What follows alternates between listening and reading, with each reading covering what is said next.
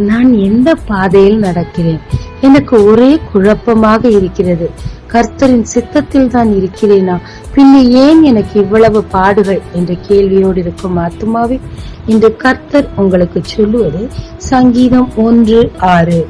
கர்த்தர் நீதிமான்களின் வழியை அறிந்திருக்கிறார், துன்மார்கனின் வழியோ அழியும். யோசேப்பு தகப்பனுக்கும் தேவனுக்கும் மிக பிரியமானவர், கட்டளைகளை கை கொள்ளுகிறவர், தேவனுக்கு பயந்து தீமை விட்டு விலகுகிறவர்.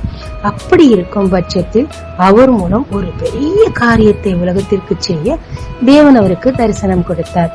அப்படியானால் தேவனே தரிசனம் கொடுத்திருக்கும் போது அவர் பாதைகள் மென்மையாகத்தானே இருக்க வேண்டும். ஏன் இவ்வளவு கரடுமுரடு? தகப்பனும் திட்டினார், கூட பிறந்தவர்கள் கொல்ல நினைத்தார்கள். அதிபதியின் வீட்டில் வேலைக்கு சென்றால் மனைவியால் பிரச்சனை, சிறைச்சாலை சென்றால் நண்பர்களின் துரோகம், மறதி. ஏன் இவ்வளவு கடினமான பாதை? நான் அந்த இடத்தில் இருந்தால் ஏன் ஏன் என்ற கேள்விதான் வந்திருக்கும். ஆனால் தேவன் யோசேப்போடு இருந்தார் என்று சொன்னார். அந்த அளவு தேவன் அந்த பாடுகள் மத்தியிலையும் யோசேப்பு மிக மிக உண்மையாய் இருந்தார். போத்திபாவின் மனைவி தவறு செய்ய அழைத்த போது துண்டை காணும், துணியை காணும் என்று சொல்லி எல்லாவற்றையும் விட்டு விட்டு ஓடிவிட்டார். பாவத்திலிருந்து தன்னை அவ்வளவு காத்து கொண்டார்.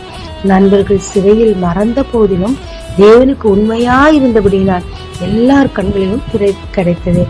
ஒரு நாள் வந்தது, தேவனுடைய நேரம் முடிந்தது.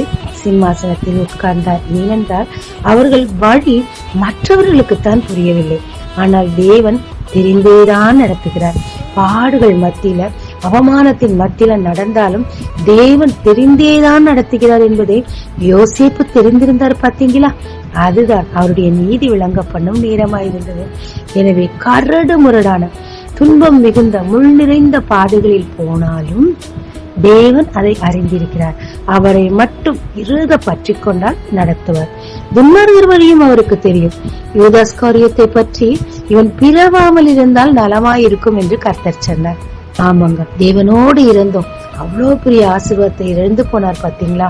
அவரை தேவன் வான் கூட பண்ணினார், இன்டைரக்டா வான் கூட பண்ணினார். அப்ப கூட அவர் திருந்தல. ஆனா காட்டி கொடுத்து கைமீறி போன போது டூ லேட், உணர்ந்தும் பிரயோஜனம் இல்லை. ஆமாங்க, தெளிவில்லாம குழப்பத்துல நடந்துட்டு இருக்கிறீங்களா? பயப்படவே பயப்படாதீங்க. கர்த்தர் உங்க கூட இருக்கிற, சரியாத்தான் நடத்திட்டு இருக்கார். அவர் மேல இருக்கிற நம்பிக்கையை மட்டும் விட்டுடாதீங்க.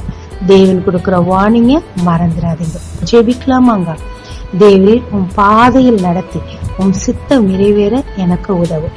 இயேசு மூலம் பிதாவே, ஆமென். இந்த நாளில் உங்களை ஆசீர்வதிக்கும் ஜீசஸ் விஷன்.